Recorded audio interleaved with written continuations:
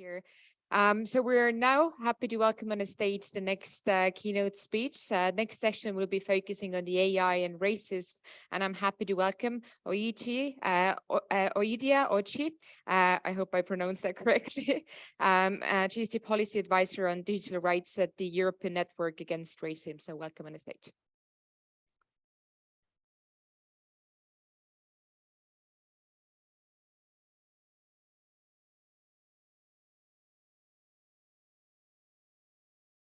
Good morning, everyone, and thanks for coming.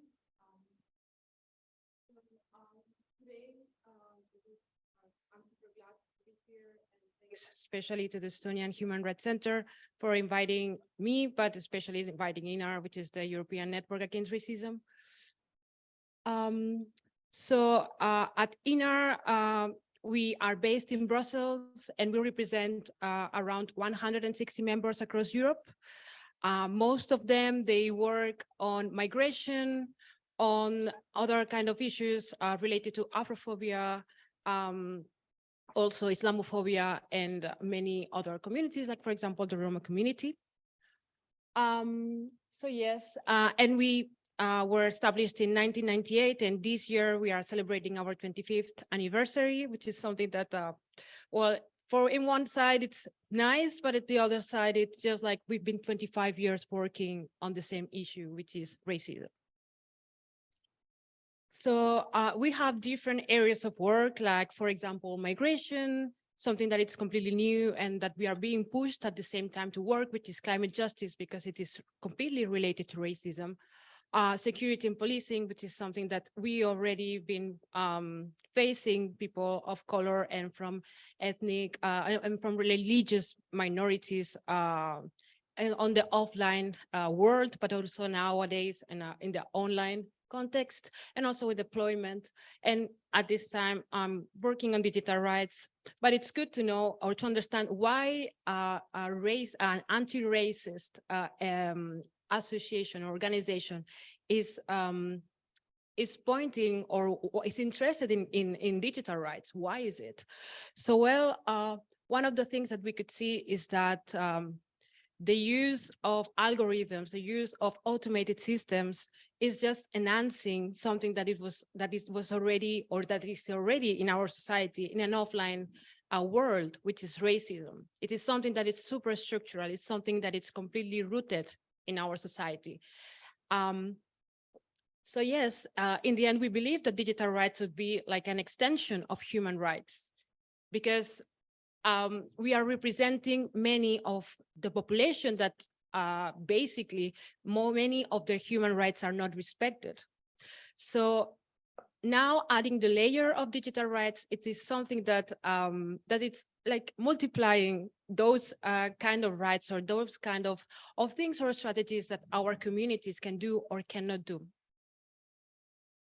And yes, nowadays we can see that there's a strong relationship between what is happening to marginalized communities that we represent with the deployment, for example, of automated systems. For example, we can see that the workforce is being used. Usually, it is people of color who are being used in order to make smart our AI. So, for example, we can see nowadays the example of the use of ChatGPT, which is something that seems like many people are super, they are super happy that it exists.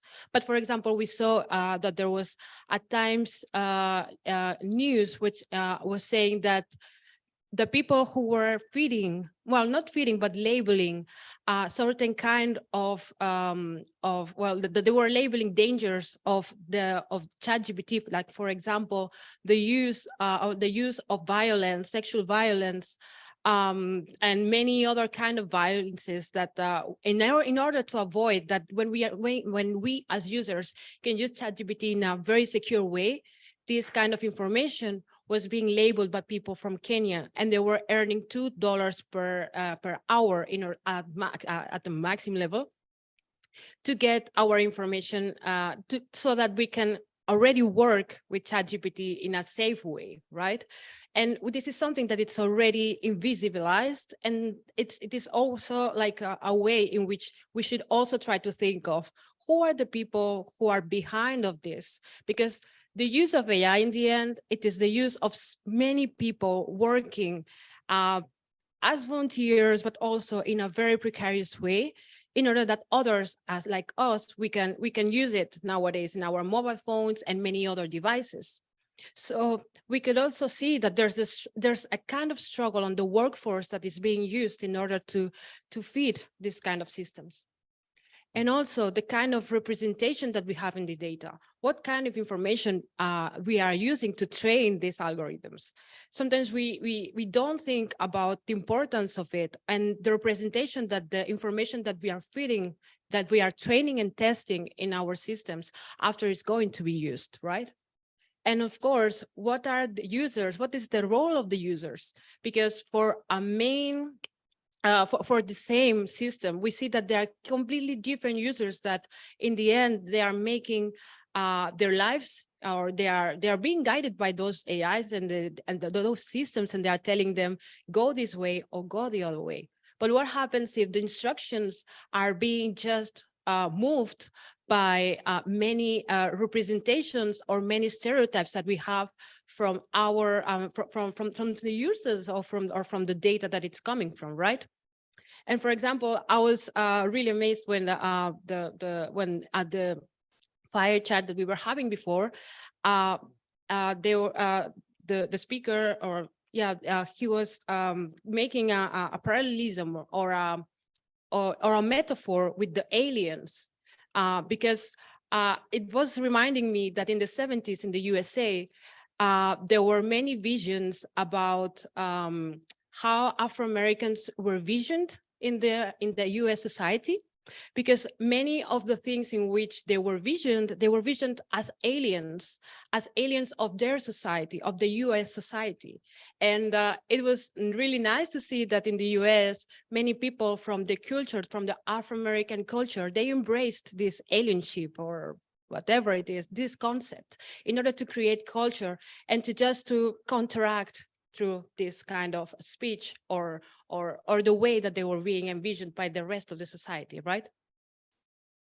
So in the end, we want to see, or I want to highlight, which is the root of the problem nowadays with AI. And in this case, as ENAR, what is the root and why I think, or why we think that AI has a racist perspective from the beginning. So we see that there's a structural racism. A structural racism, it is something that is happening with AI and without AI. It is something that it appears in our society.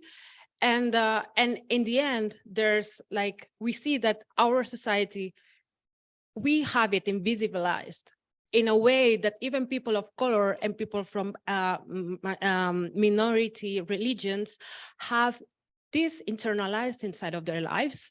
And many times they think that it is something that it's just an individual perspective. It's just an individual feeling.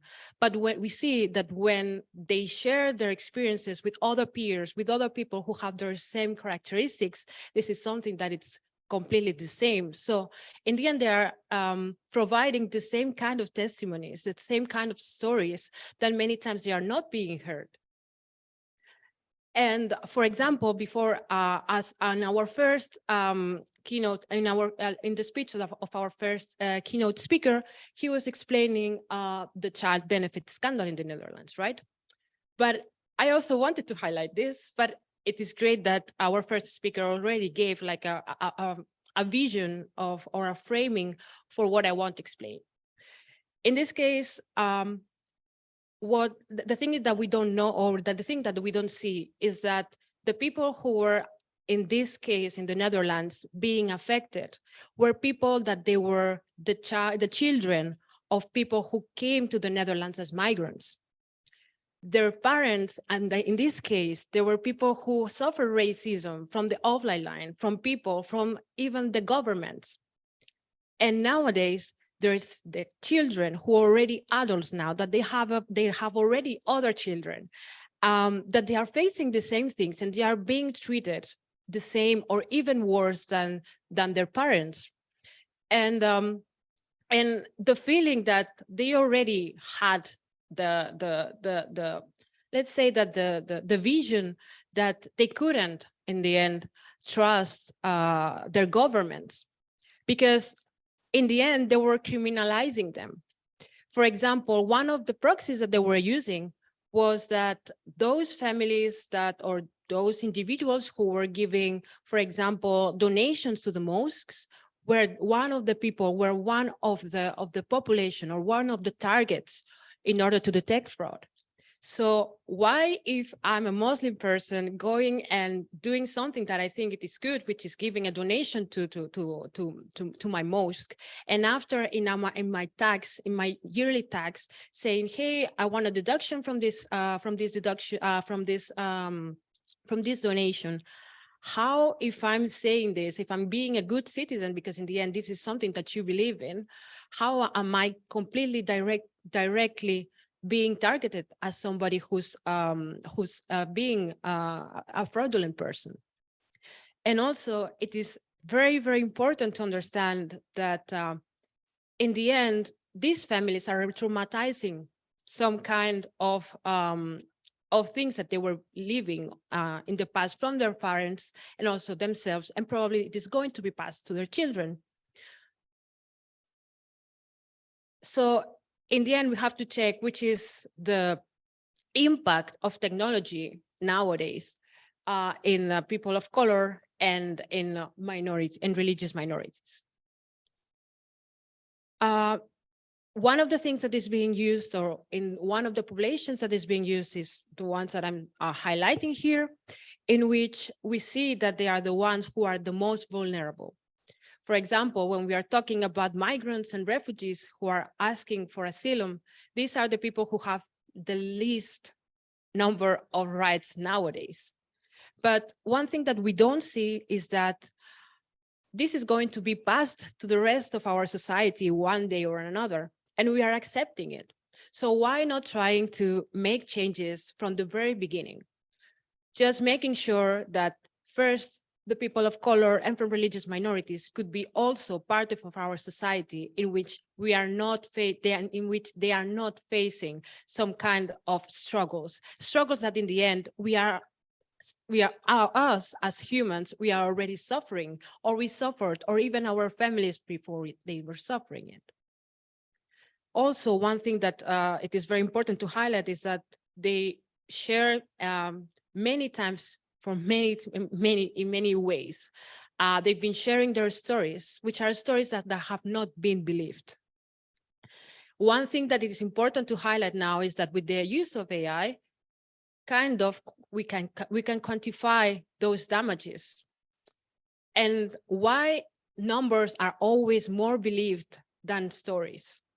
It is something that it doesn't come to my mind, and it is something that I try always to have an answer. But yes, we are living in a world where numbers are more powerful than any other word that we can use nowadays.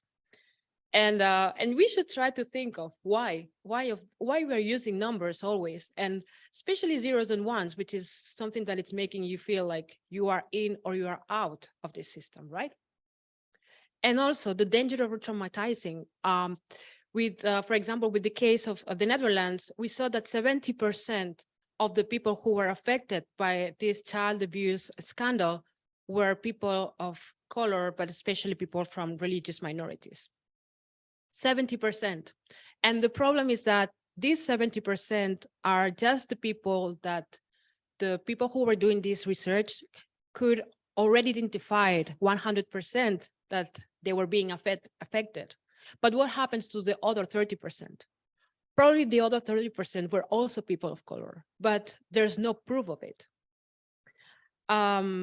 Actually, I remember there was a woman explaining her situation about what it felt for her to be part of being targeted by this problem. And she was saying in tears, like, my parents came here to this country because they felt that they could have a better living, right? And they got me here. I was born and raised in the Netherlands, And nowadays I face a debt because I have children and I need the help of the government in order to continue with my life. But what happens when the government fails to certain kind of population?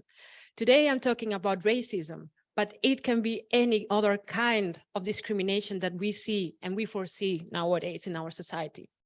It is something that we should try to always make sure that when we are trying to deploy or even design an idea, that we have everyone on the table. Because if not, we see that there's things like that. Because something that we never, well, that is being said always when it was designed, this kind of system, was that we are seeking efficiency on the way that we distribute our wealth, right, as a government. And I studied business, and efficiency was the #1 word that I always learned. And nowadays, when I think about efficiency, it is very inspiring to see that what efficiency means for a certain kind of people, what efficiency means for CEOs. For CEOs, many times efficiency means, okay, I get more benefits, but in order to get benefits, you have to reduce certain costs. And what are those costs? We always think of, at least when I was studying, we were thinking about costs as money. But in the end, it is not money, it is people in many cases. So how can we reduce the number of people that we can use in order to, for example, nowadays, automate certain kind of activities? It is something that I was saying, hey, but they're talking about me, or not about me, they are talking about my family. So in the end is, how can we make sure that there are certain people who can be removed, for example, from the workplace, in order that we can get better outcome? And nowadays we think about AI in a way that it's something magical, that it just, I don't know, do everything super fast without thinking the consequences of it. And in the case of these people who were marginalized, or that is a really great example of how structural racism works, because in the end, it was supported by the government, by the from the Dutch government, from the end. It is something that we have to see how it was working, and yeah, it is super. It is a great example always to highlight and to see how the government was in the end giving giving, like, open the gates for the discrimination of people, because in the end we're gathering information from many different databases, which in the end these people, or in general, like the whole population, was always providing. So for example, if you're going to the hospital, if you're, I don't know, doing your taxes, so they were gathering information from all of us. But for certain people, they were being profiled. They were just trying to give, or at the same time, they are trying to just to detect how in the future these neighborhoods would look like, how the children of their children will be in the future. So how this was going to be fed, or the information that we were going to feed, right? At ENAR, one of the things that we see is that we need a theory of change. We need to change the way, or the paradigm of how AI it is being envisioned, and in the end, how we see racism nowadays. And of course, seeing it in a way that we can change things. So for example, we think that it is very important to see that there should be always an equal distribution in our society of power, of rights, and of privileges. Because these three distribution items, it is are the mechanisms that we are using nowadays in our society, and that's how it works. It works in a way that those who have more rights, more privileges, and more power are the ones who are running AI, are the ones who are in our governments, and at the end, they have the option also to say, hey, do we really need AI to be deployed? Or should be also an offline way, like paper, in which people can also, if they want to opt out from the digital perspective, or from the digital side, when they are trying to, for example, to ask for a social benefit, can they also do that? Because one of the things that we also foresee is that technology always needs better, faster, stronger devices. And this is something that not everyone can afford. Of course, we are trying to make sure that these kind of devices are they're having a cost that more or less people can afford. But in order to afford this, we are exploiting other people who are in mines, for example, trying to extract all the items or all the materials that are that we need in the end, in order to have these devices cheaper. And they are being exploited. And we never think, hey, well, I'm having the new iPhone, but what it means to have the new iPhone? Do I really need it? What does it mean that I'm buying it and just leaving my other phone? And how do we feed this kind of information in the end in our systems, right? And also we are looking for race equality, in which actually we shouldn't be thinking about race when we are trying to deploy certain systems. It is something that in the end, when we are designing and doing the deployment of an automated system, we don't think of. But as I was saying before, racism, it is really rooted in our society in a way that everything you can think of, it is already there. We can see it in the medical aspects. We can see it in technological aspects also. We can see it in culture. We can see it in everything that we know already. We have a certain vision of the world. And many times we are not thinking on how can we make people be part of the design, and then of the design of new technologies, right? Because in the end, today we're talking about AI, but in the end, it's the use of technologies in general, right? And how do we, but after just adding people, for example, in the design of new technologies, how do we make sure that those people who we are trying to make part of the workplace, they already have a different mindset? Because it is not enough to have people of color in our working in our labs or in our companies. It is not enough, because in the end, what we need is different brains. What we need is different ways of thinking and envisioning things. But suddenly we know that nowadays there are many layoffs in the tech industry, for example, in which, for example, I was seeing yesterday that 60% of the people who were being laid off were women. But what about the 8% that were being part, for example, of the tech industry, that there were people of color? What about them? Probably most of them, they are already laid off. Why? Probably because they were only just a quota, just to make sure that we are making those ticks, that representativity is inside of the company. But in the end, we have to try to make sure that tokenism, it is not being something that we should use, right? So what can we do?